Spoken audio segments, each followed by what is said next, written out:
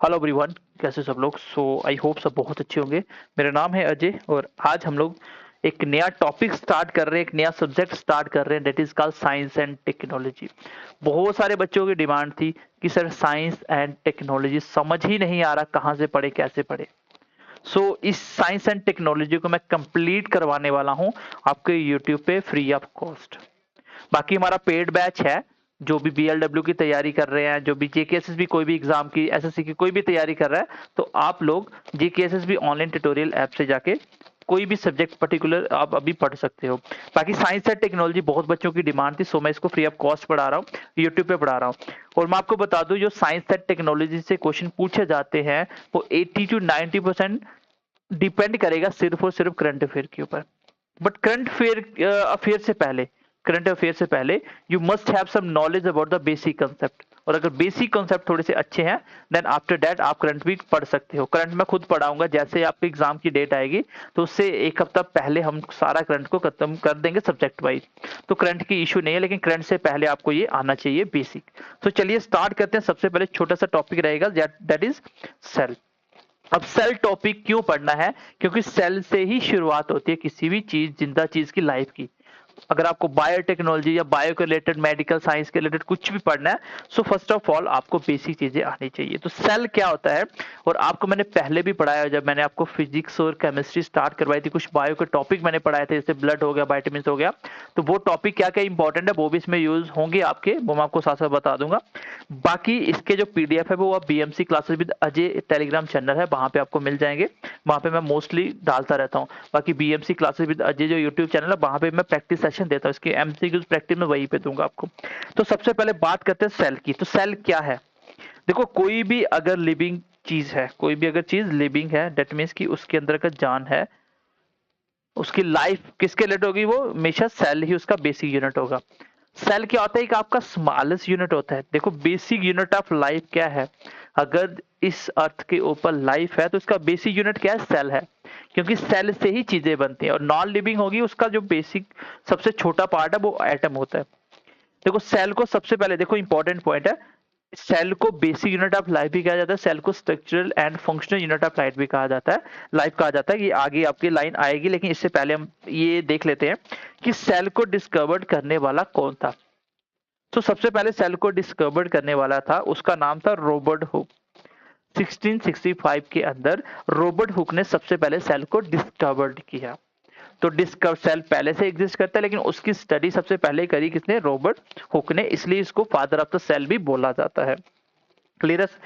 Basic component of cell क्या होते हैं? सेल के अंदर जो मेन बेसिक कंपोनेंट का होना जरूरी है वो क्या क्या होते हैं? ऐसे तो सेल के अंदर बहुत सारे पार्ट्स होते हैं, वो हम आगे पढ़ने वाले हैं, लेकिन उसका जो बेसिक कंपोनेंट है वो क्या होता है? देखो, सेल के अंदर एक सेल मेम्ब्रेन्स होती है। क्या होती है? सेल मेम्ब्रेन्स होती है। सेल मेम्ब्रेन्स क्या होती है? जैसे सेल के बाहर एक दीवार टाइप होती है, जिसके वजह से ही सेल पूरा, उसके अंदर जो बाकी सारी चीजें हैं वो उसके अंदर इंक्लूड हो पाती हैं, वो आगे पीछे स्प्रेड नहीं होती हैं। उसके बाद उसके अंदर क्या होता है? एक साइटोप्लाज्म होता है और एक न्यूक्लियस होता है। ये क्या क्या होते हैं, इसको हम एक एक करके थोड़ा सा समझने की कोशिश करते हैं। देखो, न्यूक्लियस तो बेसिकली क्या होता है? ब्रेन ऑफ द सेल होता है, ठीक है। और सेल मेम्ब्रेन्स मैंने आपको बता दिया। और ये देखो साइटोप्लाज्म। साइटोप्लाज्म ये सेल के बीच में होता है। अब देखिए, अगर हम बात करें, ये क्वेश्चन आएगा कि सेल थ्योरी किसने दी थी? सेल थ्योरी किसने दी थी? तो इसका जो दोनों सेल थ्योरी देने वाले साइंटिस्ट का नाम था वो क्या था? स्लेडन एंड स्वान। तो सबसे इसमें 3 पॉइंट आपको याद रखने हैं, इंपॉर्टेंट 3 पॉइंट है। इसके जो तीनों पॉइंट है, पहला पॉइंट ये है कि जो सेल है वो लिविंग, जितने भी वो लिविंग थिंग्स है वो सेल से बने हुए हैं। जितनी भी लिविंग थिंग्स है सारी किसकी बनी हुई है? सेल की बनी हुई है। सेल जो है वो बेसिक स्ट्रक्चर है, फंक्शन यूनिट ऑफ लाइफ है। देखो, हमारी बॉडी को जो स्ट्रक्चर मिला तो सारा किससे बना हुआ? सेल से बना हुआ है। और फंक्शनल भी है, हमारी बॉडी फंक्शनल करे, जैसे हार्ट, किडनी सब कुछ चल रही है, वो भी सेल से ही बनी हुई है। इसलिए जो सेल है इसका बेसिक स्ट्रक्चर और फंक्शन यूनिट ऑफ लाइफ होता है, ठीक है। आगे देखिए, जो भी न्यू सेल्स होते हैं, all new sales comes from pre existing cells, ये दिया था रुडोल्फ विर्शो ने। तो ये इंपॉर्टेंट पॉइंट भी है। 3 पॉइंट है, तीनों इंपॉर्टेंट। सेल थ्योरी देने वाले कौन है, इन दोनों के नाम यहाँ पे है, और सेल जो बनते हैं वो प्री एग्जिस्टिंग सेल से ही बनते हैं। दैट मीन्स कि पहले भी सेल होंगे तो उसी से आगे सेल बनेंगे, अदरवाइज सेल नहीं बन सकते। तो ये सेल थ्योरी के रिलेटेड 2-3 पॉइंट है जो आपको हमेशा के लिए याद रखने हैं। यहाँ से सीधा सीधा डायरेक्टली एग्जाम में क्वेश्चन पूछ लिया जाता है। यहाँ तक क्लियर है सबको? सबसे पहले सेल क्या है? सेल क्या है? बेसिक यूनिट ऑफ लाइफ है। सेल को डिस्कवर करने वाला रॉबर्ट हुक था। कौन था? रॉबर्ट हुक था। सेल की जो मेन कंपोनेंट है 3, वो क्या क्या मैंने बताया? Cell membrane, cytoplasm and nucleus का होना जरूरी है, दैट इज कॉल्ड सेल, हम इसको कहते हैं। अब सेल थ्योरी देने वाले साइंटिस्ट का नाम याद रखना है। इसके जो 2-3 पॉइंट है यहाँ से क्वेश्चन पूछा जाता है कि भाई all living things made up of, option में देगा एटम भी दे देगा, अलग अलग चीजें दे दे, तो आपको याद रखना वो कौन है? वो आपका सेल, जो ऑल लिविंग थिंग्स है वो सेल की ही बनी होती है। किसकी बनी होती है? वो सेल की बनी होती है। उसके बाद देखना cell is a basic structure function unit of life होता है, ये आपको पता होना चाहिए। उसके बाद जो सेल है वो प्री एग्जिस्टिंग सेल से ही बनते हैं। जितने भी न्यू सेल बनते हैं वो प्री एग्जिस्टिंग सेल से बनते हैं, ये आपको याद रखना है। ये देने वाले साइंटिस्ट का नाम याद रखना है, रुडोल्फ इसका नाम था। क्लियर है सब तक? सबको? आगे बढ़ते हैं क्वेश्चन। इसके बाद देखो prokaryotic and eukaryotic, prokaryotic and eukaryotic cell जो है वो क्या क्या होते हैं। देखो प्रो का ये कुछ फिगर है यहाँ पे, और आगे यूकैरियोटिक का भी फिगर, यूकैरियोटिक का भी। तो दोनों में डिफरेंस क्या होता है ये हम आगे पढ़ लेते हैं नेक्स्ट स्लाइड में। देखो यहाँ पे देखो, ऐसे समझ लो जो प्रोकैरियोटिक सेल होते हैं, प्रो मतलब पहले, किसी भी चीज से पहले लगना, तो जो स्टार्टिंग के जो प्रो सेल होते हैं वो क्या होते हैं? मान लो अभी ये पूरी तरह से मैच्योर नहीं होते, सेल तो होते हैं लेकिन मैच्योर नहीं होते हैं, मैच्योर नहीं होते हैं। यूकैरियोटिक का मतलब थोड़े से मैच्योर हो जाते हैं, उसमें लगभग सब कुछ होता है। जैसे मैं आपको बताता हूँ, जो प्रोकैरियोटिक सेल है ये एक टफ सेल होता है, इसकी टफ सेल वॉल होती है। इसकी क्या होती है? सेल वॉल क्या होती है? ये सेल आपका, ये सेल मेम्ब्रेन है, इसके बाद एक वॉल बनी होती है, सेल वॉल बनी होती है, इसको बोलते हैं सेल वॉल। तो किसमें होती है किसमें नहीं होती ये तो हम आगे पढ़ेंगे। तो इसकी एक टफ सेल वॉल होती है। लेकिन अगर बात करें यूकैरियोटिक या एनिमल सेल की, ये जो एनिमल सेल होता है यूकैरियोटिक का, is only surrounded by thin plasma membrane. तो इसके बाहर क्या होती है? सेल वॉल होती नहीं है। क्या होती है इसके बाहर? सेल वॉल नहीं होती है। इसके बाद सिर्फ इसकी सेल मेम्ब्रेन होती है। प्लाज्मा जो सेल मेम्ब्रेन है वही होता है, इसके बाद हार्ड सेल वॉल नहीं होती एनिमल सेल की। तो यहाँ पे जो सेल वॉल है वो हार्ड होती है, यहाँ पे एनिमल में सेल वॉल होती नहीं। आगे आप पढ़ने वाले हो सेल वॉल किसमें किसमें नहीं होती। ये पूरी तरह से वेल डिफाइंड इसका न्यूक्लियस नहीं होता, मतलब न्यूक्लियस होता है। एग्जाम में क्वेश्चन पूछा जाएगा क्या प्रोकैरियोटिक सेल में न्यूक्लियस होता है, तो आंसर रहेगा बिल्कुल होता है, लेकिन वो पूरी तरह से वेल डिफाइंड नहीं होता, मतलब पूरी तरह से तैयार नहीं होता, यही फर्क होता है। यहाँ पे क्या होता है? पूरी तरह से प्रोमिनेंट होता है, सेल डिफाइंड होता है, और उसका पोजीशन कहाँ होती है? Centre of the cell. तो आपको क्वेश्चन पूछा जाएगा where is the position of nucleus in the cell, तो आंसर होगा सेंटर। तो नेक्स्ट पॉइंट की बात करें, थर्ड पॉइंट की, तो यहाँ पे जो मेम्ब्रेन्स बाउंड होता है वो सेल ऑर्गेनेल्स होता है, वो एब्सेंट होता है। यहाँ पे क्या होता है? सेल ऑर्गेनेल्स क्या होता है? प्रेजेंट होता है। तो यहाँ पे एक पॉइंट देखिए, यहाँ पे राइबोसोम पूछा जाएगा पेपर में। ये राइबोसोम्स क्या होता है? जो प्रोटीन बनाता है, ये क्या होता है? देखो राइबोसोम्स क्या होता है? प्रेजेंट होता है दोनों में। राइबोसोम्स क्या होता है? प्रेजेंट होता है। क्या होता है? प्रेजेंट होता है। प्रेजेंट यहाँ भी होता है, यहाँ भी होता है। देखो यूकैरियोटिक में हर एक चीज मिलेगी, लेकिन प्रोकैरियोटिक में सब कुछ नहीं मिलेगा, प्रोकैरियोटिक में सब कुछ नहीं मिलेगा। इसलिए राइबोसोम्स यहाँ पे होता है। क्वेश्चन इसलिए पूछा जाता है क्योंकि कुछ लोगों के दिमाग में ये रहेगा, कुछ लोगों के दिमाग में ये रहेगा कि राइबोसोम्स प्रोकैरियोटिक में एब्सेंट है, इसलिए क्वेश्चन पेपर में आ जाएगा। ये दोनों में ही प्रेजेंट होता है, दोनों में क्या होता है? प्रेजेंट होता है। चलिए अगला पॉइंट देखिए, नेक्स्ट पॉइंट देखिए, नेक्स्ट पॉइंट डीएनए प्रेजेंट होता है। देखो एब्सेंट क्या होता है वो चीज आपको देखनी है ध्यान से। न्यूक्लियस भी प्रेजेंट है, राइबोसोम्स भी प्रेजेंट है, लेकिन यहाँ पे जो मेम्ब्रेन बाउंड सेल ऑर्गेनिज्म वो क्या है? एब्सेंट है। आगे देखिए डीएनए भी प्रेजेंट दोनों में है, लेकिन डीएनए आरएनए आगे पढ़ोगे अब नेक्स्ट क्लासेस में, ये बेसिक चीजें चल रही हैं। डीएनए जो है होता प्रेजेंट, लेकिन इसका शेप कैसा होता है? That is very important, that is very very important. तो डीएनए यहाँ पे सर्कुलर होता है, लेकिन आपको पता है कि एनिमल सेल वगैरह हमारे अंदर जो डीएनए होता है वो कैसा होता है? या तो लीनियर होगा या थ्रेड लाइक स्ट्रक्चर होगा, धागे की तरह। ऐसे आपने पढ़ा होगा, ऐसे ऐसे होता है ना, डबल हेलिकल होता है। तो ये आपने पढ़ा होगा, लीनियर होता है, थ्रेड लाइक होता है। लेकिन यहाँ पे कैसा होता है? सर्कुलर होता है। कैसा डीएनए होता है? सर्कुलर होता है। अगर एग्जाम में क्वेश्चन पूछा जाए कि प्रोकैरियोटिक सेल के अंदर डीएनए प्रेजेंट है कि एब्सेंट है, अगर प्रेजेंट है तो कैसा है? तो आंसर होगा भाई प्रेजेंट है, और शेप कैसा है? सर्कुलर शेप होता है। इसका एग्जाम्पल एग्जाम में पूछा जाता है। एग्जाम्पल क्या पूछा जाता है? देखो एग्जाम के अंदर एग्जाम्पल पूछा जाता है कि बताइए प्रोकैरियोटिक की एग्जाम्पल क्या है। तो प्रोकैरियोटिक की एग्जाम्पल क्या है, बैक्टीरियल सेल जो है वो कैसे सेल है, वो प्रोकैरियोटिक है। बैक्टीरियल सेल कैसे सेल है, प्रोकैरियोटिक है। अगर हम बात करें यूकैरियोटिक, जैसे एनिमल सेल, प्लांट सेल, ये सारे कैसे हैं, ये यूकैरियोटिक है। कैसे ये यूकैरियोटिक है, जैसे cells of multi cellular organism जो होते हैं सारे। तो ये आपको याद रखना, सिर्फ बैक्टीरिया सेल इंपॉर्टेंट है कि जो बैक्टीरिया सेल वो कैसा सेल है। तो आंसर क्या रहेगा, बैक्टीरिया सेल आपका प्रोकैरियोटिक है। और यूकैरियोटिक सेल कौन सा है, यूकैरियोटिक आपके जितने भी एनिमल प्लांट सेल जो भी है वो मैच्योर होते हैं, उसको बोलते हैं आपके यूकैरियोटिक। यहाँ तक क्लियर है। देखो प्रोकैरियोटिक और यूकैरियोटिक के अंदर कुछ इंपॉर्टेंट पॉइंट ये थे कि इसमें क्या क्या प्रेजेंट एब्सेंट है, वो मैंने आपको बताया। किसमें शेप क्या होता है, किसमें क्या चीज होती है, वो मैंने आपको बताया। बाकी राइबोसोम्स वगैरह क्या होते हैं भाई हम आगे पढ़ने वाले हैं, ठीक है, ये हम आगे पढ़ने वाले हैं। ओके नेक्स्ट देखिए पॉइंट, यहाँ पे देखिए एनिमल सेल और प्लांट सेल में क्या डिफरेंस है। तो क्वेश्चन इसमें से बहुत बार क्वेश्चन बना हुआ है कि किसमें सेल वॉल होती है किसमें नहीं होती, ये क्वेश्चन बहुत बार बना हुआ है, एनिमल सेल या प्लांट सेल। अब यहाँ पे ध्यान से देखिए क्या क्या प्रेजेंट होता है क्या क्या नहीं होता। ये देखिए यहाँ पे देखिए, अगर हम बात करें, ये है आपके पास कौन सा, ये है प्लांट सेल, ये है आपका एनिमल सेल। किसमें क्या होता है किसमें क्या नहीं होता ये हम देखेंगे। यहां से क्वेश्चन पूछा जाता है, यहां से देखिए ये पता चल जाएगा।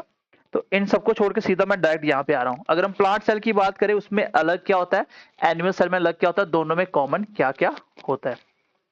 ठीक है, देखो प्लांट सेल की बात करें तो सेल वॉल होती है, प्लांट सेल के अंदर सेल वॉल होती है, ये आपको याद रखना है, वेरी वेरी इंपॉर्टेंट। और एनिमल सेल में सेल वॉल क्या होती है, एब्सेंट होती है। सेल वॉल क्या होती है, एक सेल बना है, सेल के बाहर एक हार्ड सी परत जम जाती है, that is called cell wall. ऐसे समझ लो जैसे प्लांट होता है उसमें सेल वॉल होती है, जैसे प्लांट की जो बाहर का उसका जो लकड़ी होती है उसके बाहर क्या होता है, बहुत हार्ड सिल्के से जम जाते हैं, वही सिल्के आप समझ सकते हो सेल वॉल है, बस ऐसे याद रख लो। ठीक है, उसमें सेल वॉल होती है। ओके चलिए आगे बढ़ते हैं। सेकंड पॉइंट देखिए, सेकंड पॉइंट, पहला सेल वॉल आपको याद रखना है कि प्लांट सेल में सेल वॉल होती है, एनिमल सेल में नहीं होती। ये क्वेश्चन हजारों बार एग्जाम में पूछा जा चुका है। उसके बाद देखिए, उसके बाद देखिए, तो उसके बाद जो प्लांट सेल है उसके पास होता है लार्ज वैक्यूल। अब वैक्यूल्स क्या होते हैं, देखो एनिमल सेल में वैक्यूल्स होते भी हैं नहीं भी होते हैं, अगर होते हैं बहुत छोटे छोटे। देखो वैक्यूल का काम क्या होता है, प्लांट सेल में होते हैं बहुत बड़े बड़े साइज के। क्यों होता है ऐसा, वो इसलिए होता है क्योंकि वैक्यूल्स क्या करते हैं, स्टोरेज करते हैं। तो प्लांट बड़ा बड़ा होता है इसलिए उसको पानी की स्टोरेज ज्यादा चाहिए होती है, तो स्टोरेज के काम आता है, इसलिए उसमें लार्ज वैक्यूल्स होते हैं। इवन कि एनिमल सेल में वैक्यूल्स हो सकते हैं नहीं भी हो सकते, लेकिन होते छोटे छोटे जब होते हैं तो। उसके बाद देखो क्लोरोप्लास्ट, क्लोरोप्लास्ट प्लांट सेल के पास होता है, एनिमल के पास नहीं होता, no chloroplast, very very important. ठीक है, उसके बाद देखिए लास्ट पॉइंट देखिए, यहाँ पे मैं इसको थोड़ा सा जूम कर देता हूं।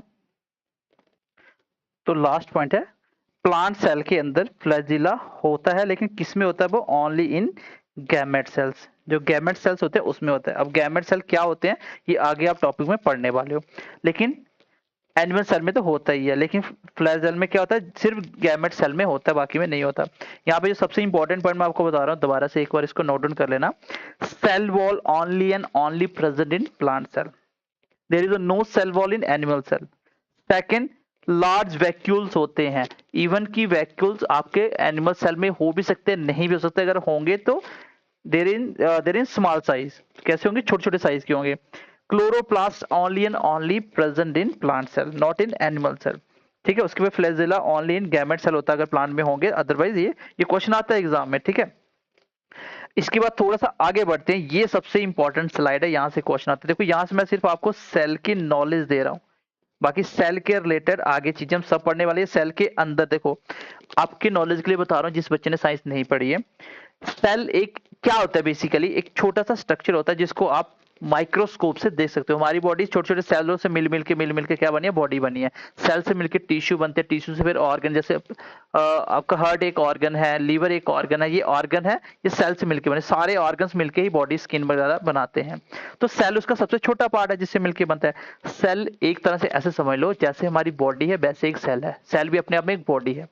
जैसे हमारे अंदर हार्ट होता है, किडनी होती है, सब कुछ अपना अपना काम करता है, same as it is cell के अंदर भी कुछ ऑर्गेनिज होते हैं, कुछ पार्ट्स होते हैं जो सेल को चलाते हैं, क्योंकि सेल लिविंग है, उसको भी न्यूट्रिशन चाहिए, उसको भी ऑक्सीजन चाहिए, उसको भी खाना, सब कुछ चाहिए। तो सेम सेल भी एक बॉडी अपने आप में, उसके अंदर क्या क्या है, इवन की सेल को भी आप माइक्रोस्कोप से देख सकते हो, उसके अंदर क्या क्या होता है, ये सारे पॉइंट हैं जो हम पढ़ने वाले हैं। मैंने आगे पीछे इसके जो पीछे वाले स्लाइड में बात करी, मैंने बताया कि सेल और एनिमल में क्या क्या नहीं होता, क्या होता है, ये कॉमन चीजें हैं, ये सब में होती हैं। माइटोकॉन्ड्रिया होता क्या है, क्या देता है, ये मैं आपको बताने वाला हूँ। गोल्गिस बॉडीज हो गया वगैरह, उसके बाद एंडोप्लाज्मिक रेटिकुलम हो गया, न्यूक्लियस हो गया, साइटोप्लाज्म हो गया, राइबोसोम्स हो गया, सब में प्रेजेंट होते हैं, even plant cell and animal cell. जो डिफरेंस है वो मैंने आपको बताया 3 पॉइंट। आगे बढ़े, चलिए नेक्स्ट, इस स्लाइड को बहुत अच्छे तरीके से पढ़ना है। सबसे पहले बात करें न्यूक्लियस की, तो ये सेंटर, सेल के सेंटर में होता है, ठीक है, न्यूक्लियस। और न्यूक्लियस में क्या होता है, कंटेन डीएनए। अगर आप आगे टॉपिक पढ़ोगे डीएनए आरएनए, तब आपको समझ आएगा कि डीएनए कहाँ होता है। एक सेल के अंदर होता है न्यूक्लियस, और न्यूक्लियस के अंदर होता है डीएनए। एक सेल इतना छोटा होता है कि उसको आप माइक्रोस्कोप से देख सकते हो, और उसके अंदर देखो हमने कितनी डीप तक स्टडी कर ली है। तो पूछा जाए कि डीएनए कहाँ होता है, आंसर होगा न्यूक्लियस के अंदर। न्यूक्लियस के अंदर होता है, और इसी को बोला जाता है ब्रेन ऑफ द सेल। मैंने क्या बोला कि सेल के अंदर भी जो उसके ऑर्गेनिज होते हैं वो ऐसे काम करते हैं जैसे हमारी बॉडी में हार्ट काम करता है, किडनी काम करता है, लिवर, अलग अलग फंक्शन है, वैसे ही तो ब्रेन का काम सेल के अंदर कौन करता है, न्यूक्लियस करता है। Most important question. उसके बाद आता है दूसरा पॉइंट, माइट्रोकॉन्ड्रिया। आपको पता है दोनों में है, न्यूक्लियस भी दोनों में होता है। माइट्रोकॉन्ड्रिया क्या होता है, ये बॉडी के अंदर एनर्जी प्रोडक्शन की बात करता है in the form of ATP. किस फॉर्म में, एटीपी की फॉर्म में एनर्जी बनाता है। हमारी बॉडी में जो एनर्जी बनती है किस फॉर्म में बनती है, एटीपी की फॉर्म में। तो सेल के अंदर एनर्जी बनाने का काम कौन करता है, और आपका माइटोकॉन्ड्रियम। इसको बोला जाता है power house of the cell. तो एग्जाम में क्वेश्चन आएगा कि power house of the cell किसको बोला जाता है, तो 4-5 ऑप्शन दे देगा, तो आपको पता होना चाहिए माइटोकॉन्ड्रिया को ही power house of the cell बोला जाता है। और ये एनर्जी प्रोड्यूस करता है हमारी बॉडी में किस फॉर्म में, एटीपी की फॉर्म में। क्लियर है। उसके बाद बात करें क्लोरोप्लास्ट की, तो ये सिर्फ और सिर्फ किस में प्रेजेंट होता है, only and only in plant cell. तो इसकी वजह से ही प्लांट क्या कर पाता है, फोटोसिंथेसिस कर पाता है। अब अगर बात करें फोटोसिंथेसिस की, तो मैंने आपको पढ़ाया हुआ है, लेकिन फिलहाल के लिए फिर से बता देता हूँ।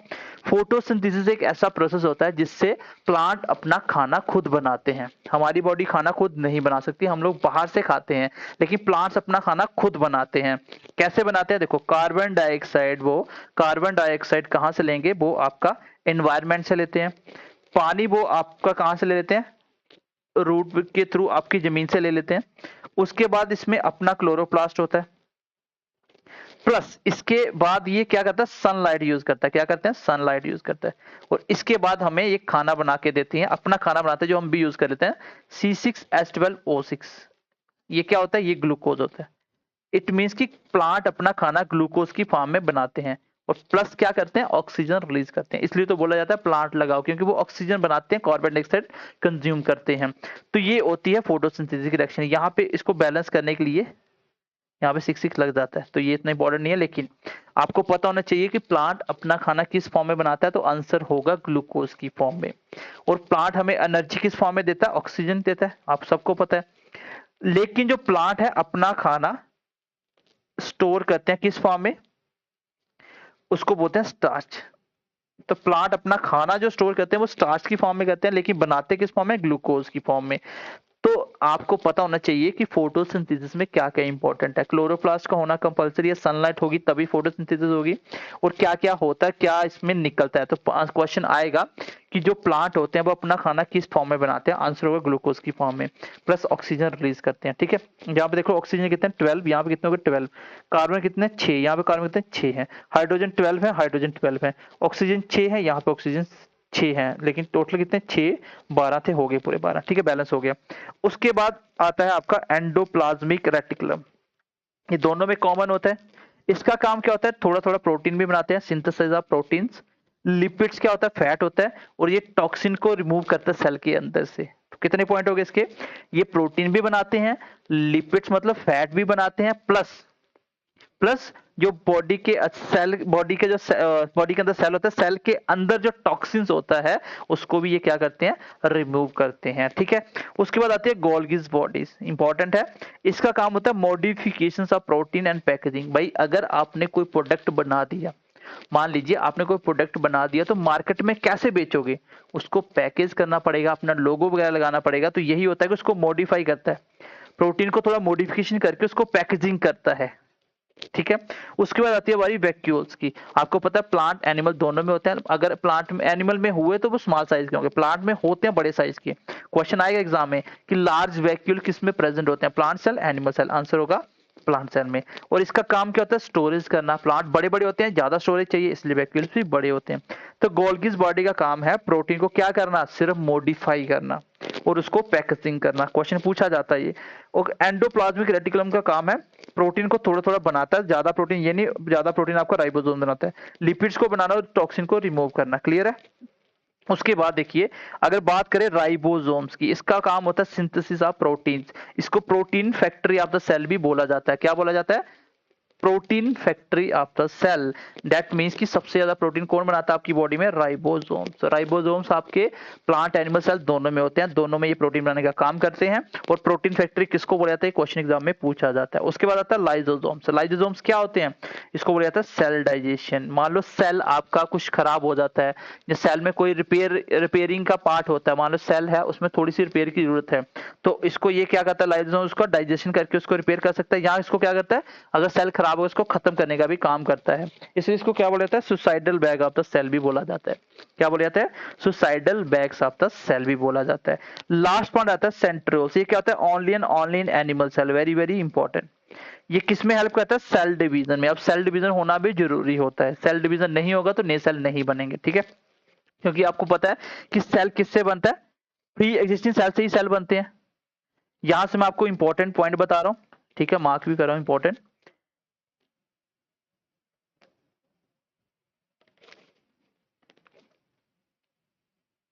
ठीक है, इंपॉर्टेंट बता रहा हूँ। सबसे पहले न्यूक्लियस को ब्रेन ऑफ द सेल बोला जाता है, इंपॉर्टेंट है।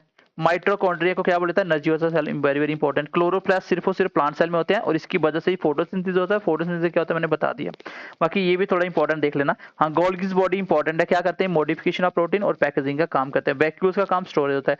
राइबोसोम्स वेरी वेरी इंपॉर्टेंट की प्रोटीन ऑफ द सेल, और सॉरी प्रोटीन फैक्ट्री बोला जाता है इसको। उसके बाद लाइसोसोम्स को क्या बोला जाता है, सुसाइडल बैग्स बोला जाता है। और सेंट्रियोल्स क्या होते हैं, सेल डिवीजन में हेल्प करते हैं, ये सिर्फ और सिर्फ एनिमल सेल में होता है। ठीक है, सेंट्रियोल।